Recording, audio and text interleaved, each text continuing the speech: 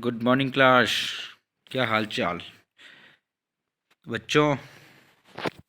आज हम class 10th के साइंस के chapter second acid base and salt को पढ़ेंगे। इससे पहले हमने 5 लेक्चर जो first chapter chemical reaction equation के डाले थे, तो आप सभी लोगों ने उसे अच्छे से देख लिया होगा। अब हम नेक्स्ट चैप्टर स्टार्ट करते हैं, एसिड बेस एंड सॉल्ट। ठीक है, तो बच्चों एसिड इस चैप्टर को पढ़ने से पहले हम कुछ इसके बेसिक्स है उनको डिस्कस करेंगे। इसमें जो सबसे पहले आता है सूचक, इंडक्टर। ठीक है, सूचक सूचक क्या होता है? सूचना देने वाला। वे पदार्थ जो किसी भी पदार्थ के अम्लीय या क्षारीय होने की सूचना देता है। अभी कैसे देता है? ठीक है, इसके अलग अलग माध्यम होते हैं।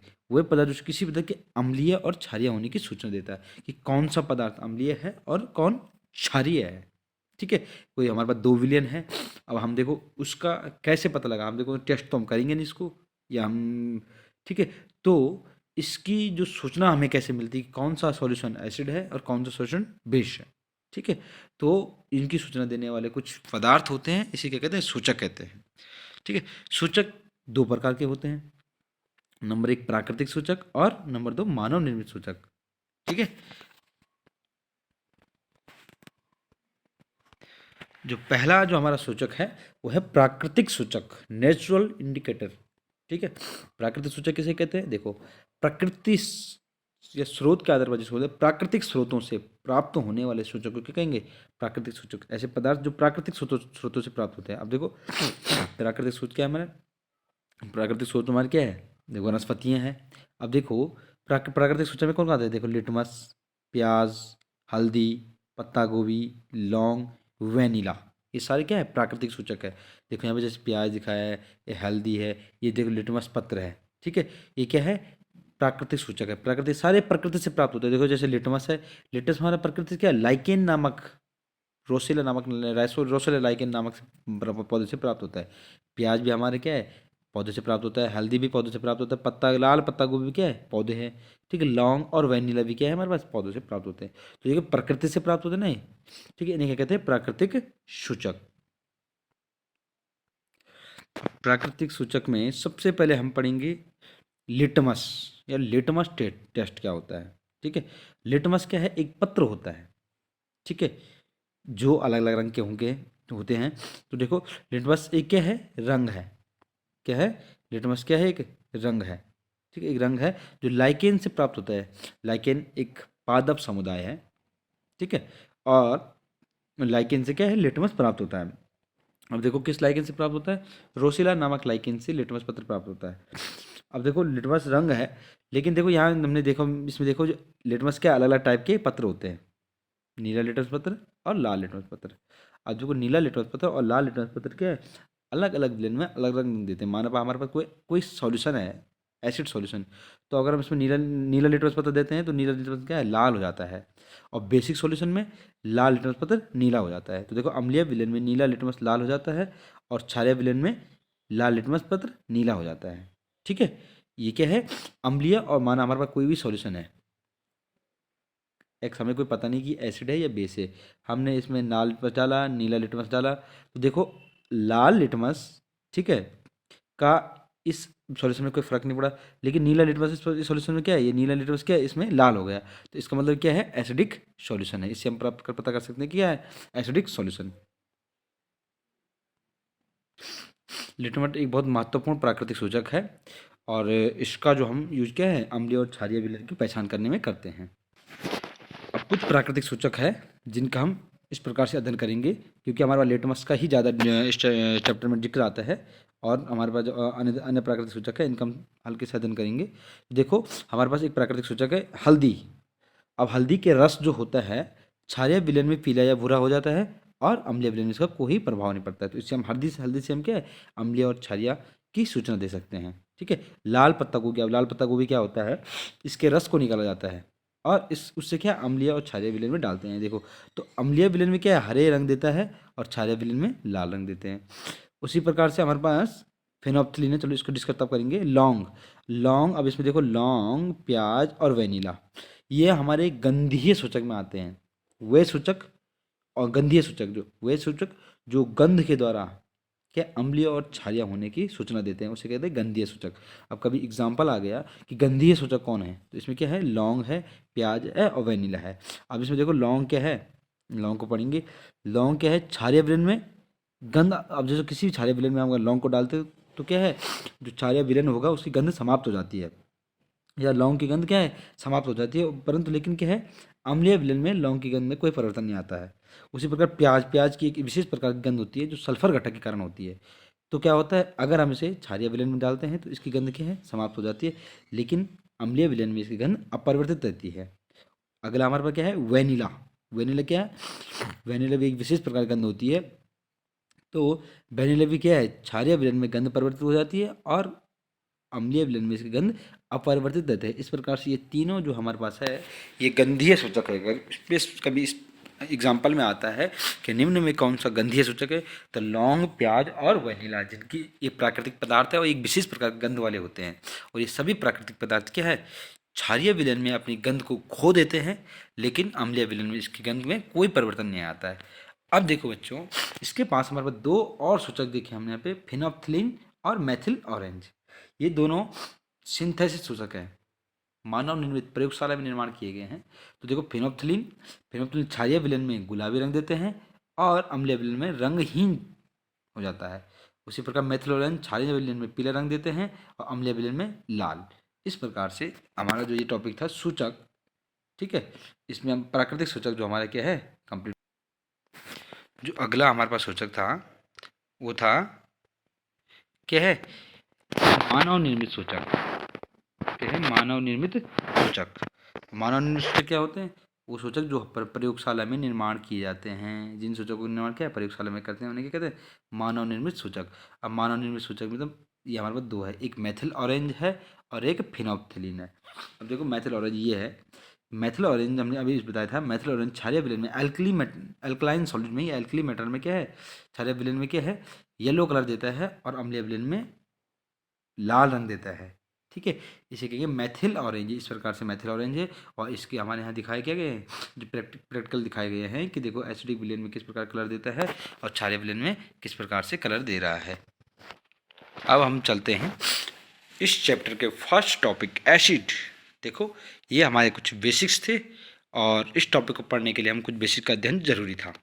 तो हम एसिड पे चलते हैं, ठीक है बेटा। तो जो एसिड है, अम्ल है। अब अम्ल देखो, अब तक हम क्या करते थे, पढ़ते थे अम्ल के होते हैं जो स्वाद में खट्टे होते हैं या इस प्रकार से होते हैं। लेकिन अब हम क्या करेंगे, हम इसकी नई डेफिनेशन पढ़ेंगे, अम्ल क्या होते हैं।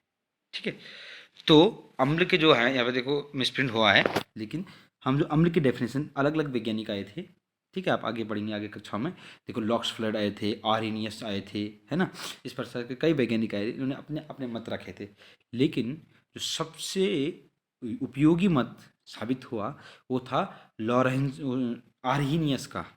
ठीक है, किसका, आर्हीनियस ने। तो आर्हीनियस ने देखो, ब्रॉन्स्टन लॉरी ने भी अपना मत रखा था एक, लेकिन जो सबसे ज़्यादा उपयोगी या जिस मत को ज़्यादा प्रमाणित माना गया या जिस मत की ज़्यादा पुष्टि हुई वो मत था आर्हीनियस। आर्हीनियस ने अपने मत में अम्ल की परिभाषा का ही, उसने क्या, वे पदार्थ जो जलीय विलयन में हाइड्रोजन आयन देते हैं। देखो यहाँ पे मिसप्रिंट हुआ है, लेकिन यहाँ पे क्या होगा, हाइड्रोजन आयन देते हैं, देते हैं जलीय विलयन में। अब देखो जहाँ जैसे हमारे पास यहाँ पे देखो ये क्या है, हाइड्रोक्लोरिक एसिड है। अब इसमें हम क्या वाटर सॉल्यूशन में डाला तो इसने H+ और Cl नेगेटिव आयन दिया।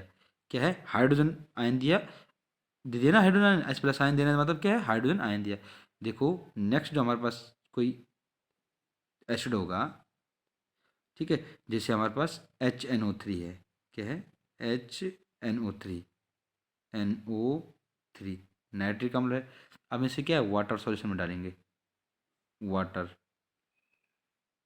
ठीक है, जलीय विलयन में डालेंगे तो देखो क्या होगा, ये कैसे ब्रेक होगा, H+ प्लस NO3 नेगेटिव। अब देखो हमने क्या बोला, वे पदार्थ जो जलीय विलयन में क्या दे रहा है, H+ आयन दे रहा है। तो देखो इसने H+ आयन दिया, इसका मतलब ये क्या है, अम्लीय है। जैसे इसी प्रकार से हमारे पास नेक्स्ट एग्जाम्पल होगा, जैसे हमने सल्फ्यूरिक अम्ल को देखा, हमने क्या है, सल्फ्यूरिक अम्ल। सल्फ्यूरिक अम्ल आपने सूत्र देखा होगा, H2SO4, H2SO4, ये क्या है? सल्फ्यूरिक अम्ल। अब सल्फ्यूरिक अम्ल क्या है? वाटर सॉल्यूशन में डालेंगे, वाटर सॉल्यूशन में डालेंगे। देखिए सल्फ्यूरिक अम्ल कैसे है? एच पॉजिटिव, देखो ब्रेक हुआ, प्लस SO4 2 नेगेटिव। अब क्या, 2 H4 निकलेंगे। देखो इसने भी क्या है, जलीय विलयन में क्या है, H+ आयन दिया। इसका मतलब क्या है, ये अम्ल है। तो ये आर्हेनियस की जो डेफिनेशन थी, ये बहुत सारे अधिकतर जो हमारे एसिड है उन पे फॉलो हो रही थी। जैसे नेक्स्ट हमारे पास है, आपने एसिटिक एसिड का नाम तो बहुत सुना होगा। Acetic acid CH3COOH। देखो विनेगर में जो होता है, जैसे हमारे पास विनेगर है, इसमें भी एसिटिक एसिड डाला जाता है। ठीक है, अब इसको वाटर सॉल्यूशन में डालेंगे, वाटर में डालेंगे। देखो ये कैसे टूटता है, CH3COO negative plus H positive. देखो इसने भी हाइड्रोजन आयन दे दिया। इसका मतलब ये सिद्ध होता है कि अम्ल क्या है, जलीय विलयन में हाइड्रोजन आयन देता है। ठीक है, ये डेफिनेशन हमारी क्या है, काफ़ी हद तक सही साबित हुई। तो किसे कहेंगे अम्ल? जो अम्ल की परिभाषा क्या है, वे पदार्थ जो जलीय विलयन में हाइड्रोजन आयन या H+ आयन, क्या है, हाइड्रोजन आयन या हमारे पे क्या आएगा, H+ आयन देता है। हम ऐसे लिखेंगे H+ आयन देता है, उसे क्या कहेंगे, एसिड कहते हैं। ठीक है, अब देखो कुछ एसिड हमारे पास है। अब देखो ये एग्जांपल है, सारे एग्जांपल लिख देना आप नोट्स में। हाइड्रोक्लोरिक एसिड का एग्जांपल दिया हमने, नाइट्रिक एसिड का एग्जांपल दिया हमने, सल्फ्यूरिक एसिड का एग्जांपल दिया हमने, एसिडिक एसिड का एग्जांपल दिया हमने। लेकिन कुछ एसिड है जिनके हमने और उदाहरण देखे हैं। देखो हमारे पास एसिड क्या है, हाइड्रोक्लोरिक एसिड, ये एसिडिक एसिड CH3CO है।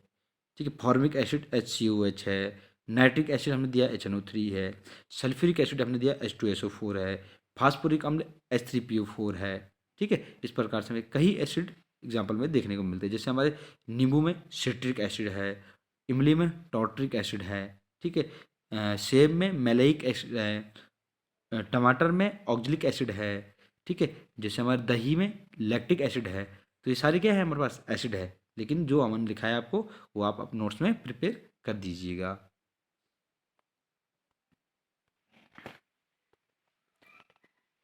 अब देखो हमारे पास है अगला टॉपिक, अम्लों के प्रकार, टाइप्स ऑफ एसिड। अब देखो अम्ल 4 टाइप के होते हैं, बहुत अच्छे से देख रहे हैं बच्चों। ठीक है, अम्ल 4 टाइप के होते हैं। देखो स्ट्रॉन्ग एसिड, प्रबल अम्ल, वीक एसिड, दुर्बल अम्ल। ठीक है, ठीक है, डाइल्यूट एसिड, तनु अम्ल, और कॉन्सेंट्रेट एसिड, सांद्र अम्ल। इस टाइप से 4 टाइप्स के होते हैं। ठीक है, तो इसको हम कैसे देखेंगे, ये प्रबल अम्ल और दुर्बल अम्ल, पहले हम इन दोनों को देखते हैं। प्रबल और दुर्बल अम्ल ये क्या होता है?